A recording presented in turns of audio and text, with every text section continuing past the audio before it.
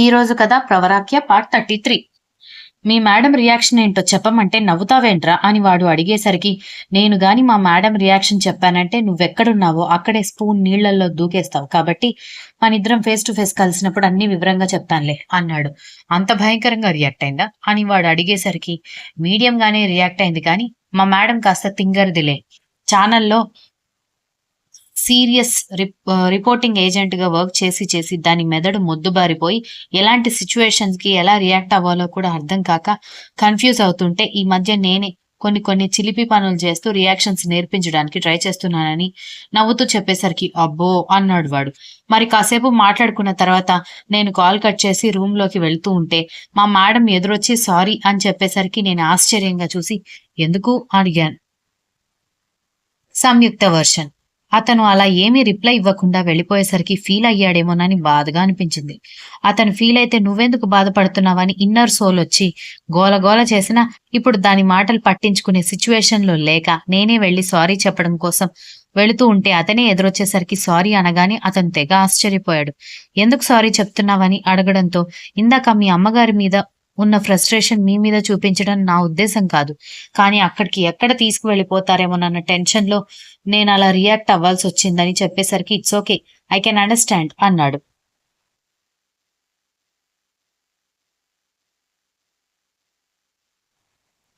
ఎంత మా అమ్మ అలా మాట్లాడితే మాత్రం నువ్వు అలా అమర్యాదగా మాట్లాడతావా అని ఈయన గారు క్లాస్ తీసుకుంటాడేమోనని నేను ప్రిపేర్ అయి ఉంటే, శ్రీకృష్ణ పరమాత్ముళ్లాగా నవ్వులు చిందిస్తూ అంత నార్మల్ గా చెప్పేసరికి నాకేంటో అసంతృప్తిగా అనిపించింది. అంటే ఏంటి, టిపికల్ ఇండియన్ మొగుళ్లాగా ఆర్గ్యూ చేయాలని ఎక్స్పెక్ట్ చేస్తున్నావా అని అంతరాత్మ వెటకారంగా అడిగేసరికి, ఆ రేంజ్ పెర్ఫార్మెన్స్ అవసరం లేదు, కానీ చిన్న తెలుగు సీరియల్ డైలాగ్ ఎక్స్పెక్ట్ చేశాను, కానీ నా మొహానికి అది కూడా ఈయన గారు పడేయలేదని చెప్పడంతో అది తల బాదుకుని పారిపోయింది. నేను అలాగే మొహం మాడు పెట్టుకుని నిలబడేసరికి, ఇంకా ఏం ఆలోచిస్తున్నావని అతను అడగడంతో, నువ్వు తిడతావని ఎక్స్పెక్ట్ చేస్తే నువ్వింత నార్మల్ గా రియాక్ట్ అవ్వడం నాకేం నచ్చలేదు అనేసరికి, ఏంటి అన్నాడు ఆశ్చర్యంగా మొహం పెట్టి. అవును, అమ్మకి రెస్పెక్ట్ ఇచ్చి బాగా ప్రేమించేవాడే పెళ్లి చేసుకున్న అమ్మాయిని నెత్తిన పెట్టుకుంటాడని విన్నాను. నేనంత రెస్పెక్ట్ లేకుండా మాట్లాడినా నువ్వింత నార్మల్ గా రియాక్ట్ అవ్వాలంటే నా ఫ్యూచర్ ఏంటో నాకు భయం వేస్తోందని ఆలోచించకుండా ఏదేదో మాట్లాడేసరికి, అంటే నువ్వు నాతో ఉండాలని అనుకుంటున్నావా అని అతను అనేసరికి టక్కున అతని వైపు చూశాను. ఆ మొహంలో ఎన్నో వేల భావాలు, కానీ అందులో ఆకర్షించింది మాత్రం ఆ మొహంలో మెరుపు, కళ్ళల్లో ఆరాటం. అలాంటి ఒక సెలబ్రిటీ, ఒక హ్యాండ్సమ్ వ్యక్తి దగ్గర నుంచి నా కోసం తాపత్రయం నాకు కనిపిస్తూ ఉంటే ఎలా ఫీల్ అవ్వాలో అర్థం కావట్లేదు. ఎందుకంటే నాకు ఈ ఫీలింగ్స్ కొత్త. ఒక అందమైన అబ్బాయి నా కోసం తాపత్రయపడ్డం కూడా కొత్త. ఎందుకంటే ఇప్పటి వరకు నాకెవరు ప్రపోజ్ చేయలేదు. మేబీ నా వర్క్ వల్ల, లేకపోతే నేను ఎక్కువగా బయట కనపడకపోవడం వల్ల, లేకపోతే నా సీరియస్నెస్ వల్ల కూడా ఎవరు నా జోలికి రాకపోయి ఉండొచ్చు.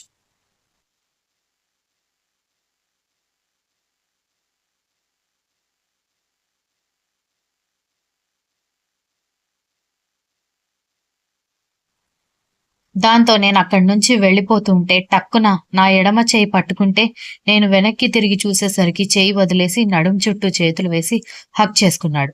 ఎప్పుడు చిరాకు పడే నాకు మొదటిసారిగా హార్ట్ బీట్ ఫాస్ట్ అవుతూ ఉండడంతో ఏం చెప్పాలో అర్థం కాక గమ్మున నిలబడ్డంతో, ఐ లవ్ యూ సంయుక్త అని చెవి దగ్గర గుసగుసగా చెప్పిన అతని మ్యాన్లీ వాయిస్ కి వెచ్చని ఊపిరికి గుండె జల్లుమంది. ఒక అబ్బాయి దగ్గరికి వస్తే ఇలా ఉంటుందా, ఇంత వీక్ అయిపోతామా అని అనిపించింది. మా మమ్మీ నిన్నేదో చేస్తుందని, లేకపోతే నిన్ను ఇన్సల్ట్ చేస్తుందని నువ్వు భయపడాల్సిన అవసరం లేదు. మొన్న మమ్మీ మాట్లాడుతుంటే నేను మధ్యలో నిన్ను డిఫెండ్ చేయలేకపోయాను, కానీ ఇప్పుడు మాత్రం నేను నిన్ను ఏమనకుండా నీ మీద చిన్న గీత కూడా పడకుండా చూసుకుంటాను. నేనంటే నీకు ప్రేమ లేదేమో కానీ నువ్వంటే నాకు చాలా ఇష్టం Samyuktha. I'm madly fell for you. నువ్వు ఆ రోజు తలకి దెబ్బ తగిలి పడిపోయావే, ఆ రోజు ఒక ఫ్రేమ్ చూస్తూ కింద పడిపోయావే, ఆ అక్షరాలు నీకోసం రాసుకున్నవే అన్నాడు. ఒక్క క్షణం నా గురించి నాకు గర్వంగా అనిపించింది. ఆ వెంటనే అతని ప్రేమకి నేను అర్హురాలినేనా, అసలు మోసం చేసి పెళ్లి చేసుకున్న అతను నాకు కరెక్టేనా అన్న ఆలోచన రావడంతో ఏం సమాధానం చెప్పకుండా అతన్ని వదిలించుకుని బయటికి వెళ్ళిపోవడంతో మా సీఎం సార్ అక్కడే నిలబడిపోయాడు. ఆ రోజు రాత్రి కూడా మళ్ళీ బంతాట ఆడించి దంపతి భోజనం ఒకరికొకరు తినిపించుకున్న తర్వాత రూమ్ లోకి వెళ్లేసరికి సీఎం సార్ విండో దగ్గర నిలబడి చూస్తుంటే, నైట్ కూడా పాలు తాగలేదు. మన మధ్య ఎలాంటి రిలేషన్ లేకపోయినా సొంటి కలిపిన పాలు తాగితే నిద్ర బాగా పడుతుంది, తాగి పడుకోండి అని చెప్పి నేను నిద్రపోవడానికి ప్రయత్నిస్తుంటే అతను వచ్చి నా పక్కన చేరి నా చుట్టూ చేతులు వేయడంతో దెబ్బకి షాక్ అయిపోయి, ఏం చేస్తున్నావు అనబోతూ ఉంటేనే నా బుగ్గ మీద ముద్దు పెట్టాడు. నేను షాక్ అయిపోయి చూస్తూ ఉంటే, ప్లీజ్ సంయుక్త తప్పుగా అనుకోకు. బట్ నువ్వు దూరంగా ఉంటే మనం ఎప్పటికీ దగ్గర కాలేం. నేను దగ్గరగా ఉండి నీకు క్లోజ్‌గా ఉంటేనే కదా నేను నిన్ను ఎంత ప్రేమిస్తున్నానో నీకు తెలుస్తుంది అన్నాడు. ఎందుకో అతని గొంతులో కలవరం, బాధ, ఆవేదన, ప్రేమ అన్నీ కనిపిస్తూ ఉంటే దూరం వెళ్ళమని కసరలేకపోయాను. నేను సైలెంట్‌గా ఉండేసరికి నవ్వుతూ థాంక్ యూ సో మచ్ అని బుగ్గ మీద ముద్దు పెట్టేసరికి, హలో కాస్త స్ట్రెస్‌గా అనిపిస్తున్నారు కాబట్టి నేను సైలెంట్‌గా ఉన్నాను. కానీ అది అడ్వాంటేజ్‌గా తీసుకున్నారంటే నేను ఒప్పుకోను అన్నాను. ఓకేలే బేబీ అంటూ నడుం చుట్టూ ఉన్న చేతిని గట్టిగా బిగించి నా మెడ వంపులో తల పెట్టుకుని పడుకున్నాడు. అతను అంత దగ్గరగా ఉండడంతో ఎన్ని రకాలుగా ఉందో చెప్పలేను కానీ అలా అని అతన్ని దూరంగా కూడా తోసేయలేకపోయాను.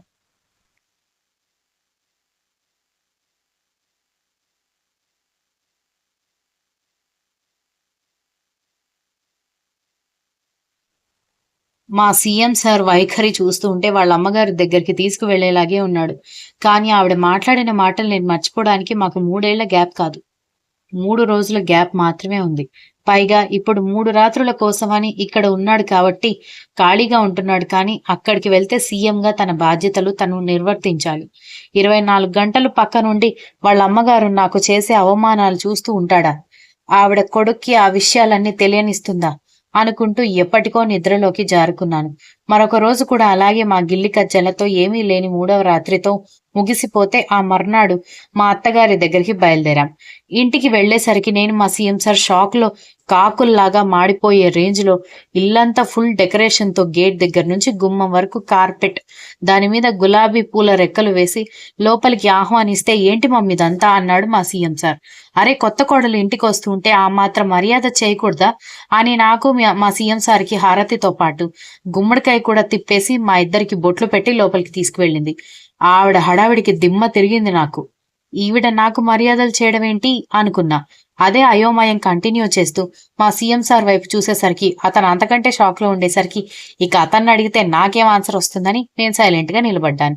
అద్దు, ఇప్పటివరకు నీ పెళ్లి సీక్రెట్‌గా ఉంది కాబట్టి రేపైనా ఎల్లుండైనా రిసెప్షన్ అరేంజ్ చేసుకొని ఈ అమ్మాయిని అఫీషియల్‌గా సీఎం అథర్వ కునాల్ గారి భార్య అని మ్యారేజ్ రిసెప్షన్ పెడదామని అనేసరికి, కునాలా?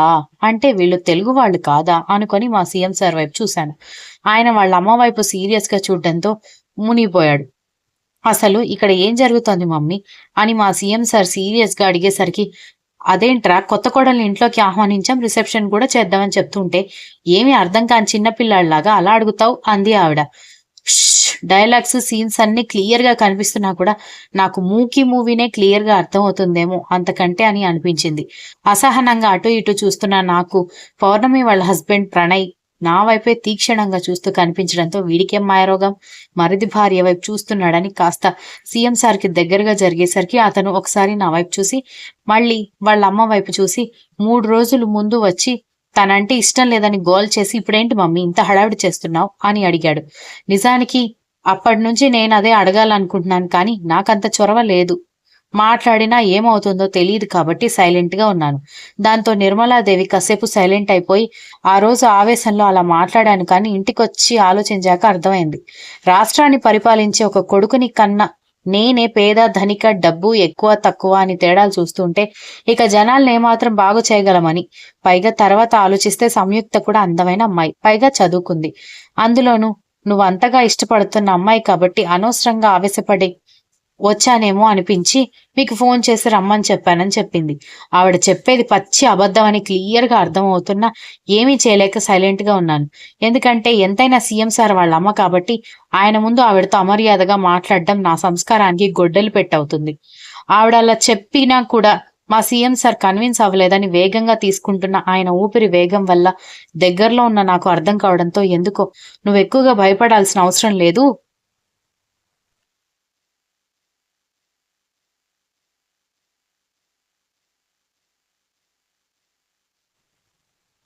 అంతా నీ మొగుడు చూసుకుంటాడని నా మెదడు సర్ది చెప్తున్నట్టుగా అనిపించింది. కొడుకు మొహంలో ఇంకా అనుమానం కనిపించినట్టుంది.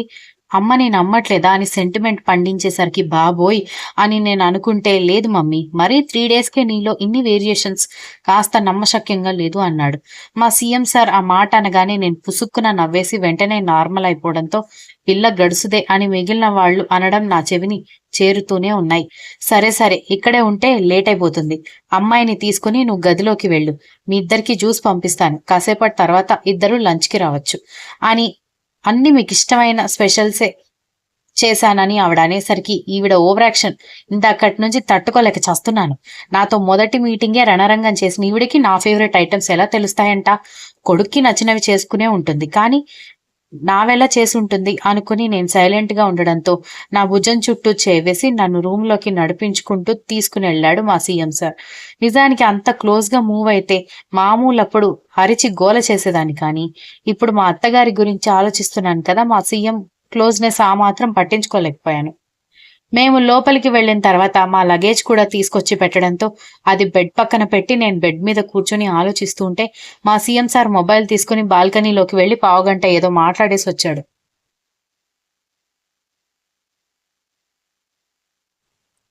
నిజంగా మీ అమ్మగారికి నా మీద కోపం పోయిందా సీఎం సార్ అని నేను అనేసరికి ఒక్క క్షణం నా వైపు చూసి దగ్గరకొచ్చి నా గడ్డం పట్టుకుని, నువ్వెలాంటి భయం పెట్టుకోకు, నీకు కాస్త డేంజర్ ఉందని అనిపించినా కూడా నీకు నా ప్రాణాన్ని అడ్డేస్తానని చెప్పి నుదుటి మీద ముద్దు పెట్టాడు. అంతే.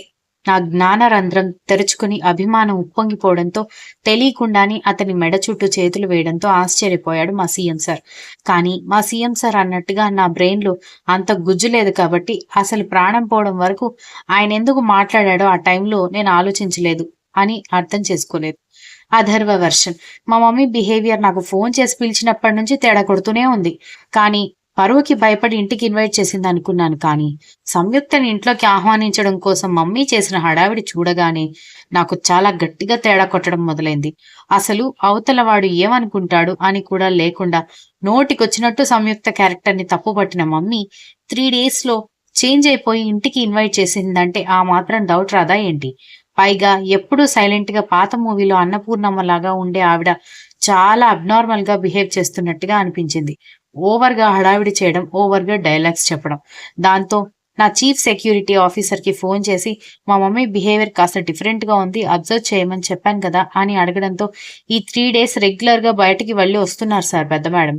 బయటికి వెళ్ళేటప్పుడు నార్మల్ గానే వెళ్ళినా లోపలికి వెళ్ళేటప్పుడు మాత్రం ఫాస్ట్ గా ఏదో దాచిపెట్టుకున్నట్టుగా వెళ్ళడం, టెన్షన్ పడ్డం నేను అబ్జర్వ్ చేశాను. కానీ మాకు ఇంటి గుమ్మం వరకే అలో కాబట్టి ఆవిడ లోపలికి ఏం తీసుకువెళ్లారో మాకు అర్థం కాలేదని సమాధానం చెప్పాడు అతను. సో రిసెప్షన్ పెట్టి సంయుక్తని ఏదో చేసి ఆ హడావిడిలో నా శత్రువులు ఏదో చేశారని నమ్మించడానికి మమ్మీ ట్రై చేస్తుందని అనిపించింది. కానీ మా మమ్మీ అలా చేయగలుగుతుందా అని ఆలోచించినప్పుడే చాలా బాధగా అనిపించి కాల్ కట్ చేసి రూమ్ లోకి వస్తుంటే సంయుక్త చిన్న బుజ్జి కుక్క పిల్లలాగా కూర్చుని మీ మమ్మీ నిజంగా మారిపోయిందా అని అడిగేసరికి మనసులో చిక్కుమనిపించింది. అందుకే తనకి నేనున్నానన్న భరోసా ఇస్తూ ధైర్యంగా ఉండమని చెప్పి ముద్దు పెట్టేసరికి తనే హత్తుకోవడంతో ముందు ఆశ్చర్యపోయినా ఆ తర్వాత మెల్లగా దగ్గరికి తీసుకుని ప్యాంపర్ చేయడం మొదలుపెట్టా. అంతలో డోర్ సౌండ్ అయ్యేసరికి ఇద్దరం కంగారు పడి దూరం జరిగితే సారీ రాంగ్ టైంలో వచ్చినట్టున్నానా అని అక్క వెనక్కి తిరిగి నిలబడి కనిపించడంతో అదేం లేదు, తను భయపడుతుంటే ధైర్యం చెప్తున్నానంతే అని నేను సీరియస్ గా చెప్పడంతో మీ ఇద్దరికి జ్యూస్ అని తీసుకొచ్చిచ్చింది. నువ్వు వర్క్ చేస్తున్నావేంటక్క అని నేను టీజ్ చేస్తున్నట్టుగా అనేసరికి అంటే ఏంట్రా నీ ఉద్దేశం అంటూ నా తల మీద కొట్టింది. అరే పనివాళ్లుంటే నీకెందుకు శ్రమ అని నేను అంటుంటే నన్ను తప్పుగా అర్థం చేసుకుంటావేంటక్క అని డ్రామాటిక్ గా అనేసరికి బాబోయ్, ఎప్పుడు మాట్లాడితే ముత్యాలు రాలిపోతాయి అన్నట్టుగా ఉండేవాడివి, భలే మార్చేశావు సంయుక్త అని నవ్వుతూ వెళ్ళిపోయింది అక్క. Continues. If you like this story, please like, share, comment and don't forget to subscribe.